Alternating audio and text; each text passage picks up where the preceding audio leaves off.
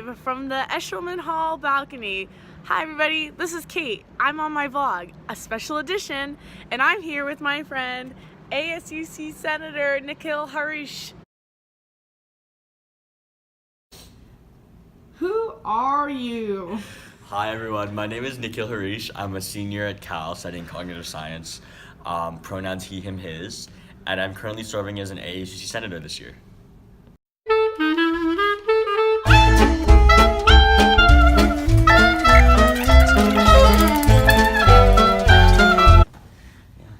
This is where all the executive offices are, so the president, the academic affairs vice president, the executive vice president, I'm going to start over. President, academic affairs vice president, external affairs vice president, and executive vice president, and the student advocate. All of their offices are in here. And it's kind of, there's more meeting space in there for ASUC.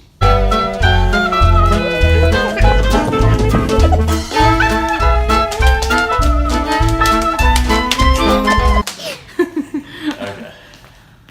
And now we are going to enter into the Senate chambers. So this is where we have our meetings on Wednesday nights. This is where Finance Committee meets on Monday nights. So Finance Committee is one of the other three. The Senate standing committees, they meet here on Monday nights. And Finance Committee is where clubs come in and ask for money and continue, like funds and space, things like that. So they'll come in here and talk to FICOM and try to plead their case to try to get money from our budget. So this is where all that happens. And our meetings are on Wednesday nights. And then this is also the home to the Graduate Assembly. So they meet here on Thursday nights, but their meetings are only once a month. So our meetings are every week. Up there is where the EVP will sit. So the EVP chairs every Senate committee, every Senate meeting, and he also breaks ties when we have ties in the Senate, so he will break that tie. And so that's where he sits, and then there's also the vice chair who will sit over there of Senate. So, ASUC Senator Nikhil Harish, you talked a little bit about this before, but can you go over the structure of the ASUC? Yeah, so the ASUC is, first of all, it's completely separate from the university. So we are our own nonprofit. We're one of the most autonomous student governments in the nation. And because of that, we have like a really structured governance system. So we have 20 senators who are essentially the board of representatives for the association. And then we have 5 executives as well. And those positions are, once again, president, academic affairs vice president, external affairs vice president. So obviously the academic affairs vice president deals with like academics on campus. The external affairs vice president is a lobbying position. So they'll meet with the regions, the state government, the local governments, and as well they work with the national governments also to try to lobby for students and try to get student concerns heard on every level of government. And then the EVP, which is the executive vice president, they deal with internal stuff. So they deal with spaces in Eshelman Hall and the student union because we own both of those spaces. And then they also like chair the Senate and break ties and things like that. Then there's a student advocate, which is a nonpartisan position. So every other position in Senate is partisan, but the student advocate is traditionally nonpartisan, and that's because they work on behalf of students, helping them with if they have any legal issues with the university. So whether that be academic disputes, sexual violence, sexual harassment stuff, or anything like that, the Student Advocate's Office is a really helpful resource for students. So how would you characterize the relationship between the ASUC and the student body? So I think the ASUC, so the way we operate is that each senator is elected from a community typically. So I think the ASUC does a good job in a lot of ways of making sure that certain communities have representation and that their voices are heard within Senate.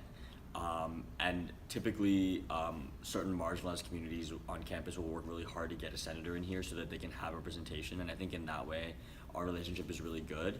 But in other ways it's not so good. I think sometimes the ASUC has a hard time letting it be known about the work that we do. So a lot of our work is advocacy related. We meet with administration and voice concerns that students have.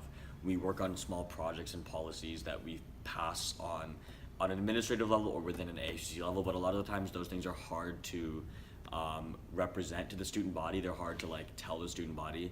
The easiest things to publicize are like big events that we do, but a lot of the policy work that we do, which is a lot of our jobs, is I think hard to get across. So I think sometimes students feel as if we only are heard during election cycles, which they feel is kind of toxic, I think, and we also feel is toxic. So I think one thing we're trying to improve this year is making it, being more transparent about the work that we do, letting students know that we're here for them as a resource. Alrighty. And what role does tradition play in the ASUC? So I think tradition plays a big role in a couple different ways. I think the first way is during our elections are very unique, and they are a result of a lot of years of groundwork. So like we run, there are like two main political parties on campus. They each run a slate of Senate candidates and exec candidates, and all of this is because of the history of like from the 50s and 60s political parties starting on campus because of student concerns with administration. So our elections have a large history, as well as certain communities work really hard year in and year out to get representatives in Senate, and that is the result of not only tradition but also from them realizing that they need representation in the space. But I think the bigger way that tradition plays a role here is that we all feel a large sense of pride in the association because we've been around since 1887. We're one of the most autonomous student governments in the nation, and we have traditionally been kind of an equal force with the university in fighting for change. So we feel a really big sense of pride in the ASUC, I think, and that informs a lot of the decisions that we make. It helps us, I think, it gives us a sense of pride and confidence when we go into meetings with administration that they're going to take us seriously because we are the ASUC. So I think tradition does play a really big role in just the work that we do on a day-to-day basis.